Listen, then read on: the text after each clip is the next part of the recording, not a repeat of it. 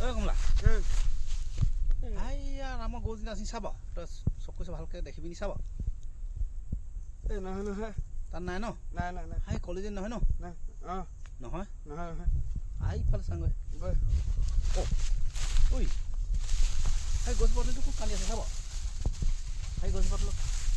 গৈ যিবা পাণ্ডে নহয় জানো হয় হয়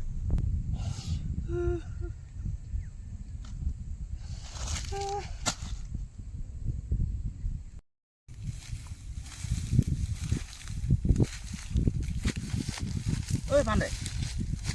কি হৈছে তোৰ এই পথাৰ মাজত এনে আলু এইবিলাক কান্দি আছে যে চাহ আকৌ ককা কালি ফৰ্থ গ্ৰেডৰ পৰীক্ষা দিব গ'লোঁ বুজিছ নাই আইঅ ঔটেঙাটো ইংৰাজীত আহিলে নহয়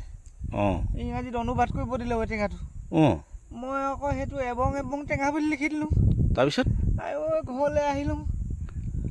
আই পিতাই দুইটাই বহি আছে আৰু চালে নহয় প্ৰশ্ন সুধিলে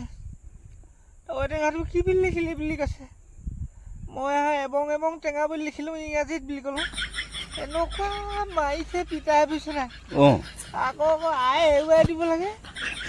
আইও মাৰিলে বুজিছে নাই পিঠি গোটেই ৰঙা আকৌ বোলো ককাই আহিলে বোলে আকৌ মাৰিব যে সেইকাৰণে ইয়াতে আহি দুখতে কান্দি আছোঁ আৰু আকৌ সেইটো মই নেজানোগৈ আকৌ ন সেইকাৰণে মই এবং এবং টেঙা বুলি লিখিছোঁ সেইটোৱে হয় বুলিহে জানো আকৌ এতিয়া আকৌ সেইটো এবং এবং টেঙা বুলি নকয় হেনো ইংৰাজীত ঔটেঙাটো বেলেগ কিবা বুলিয়ে কয় সেইটো তই জানো নেকি বা ককা সেইটো এলিফেণ্ট আপেল বুলি কয়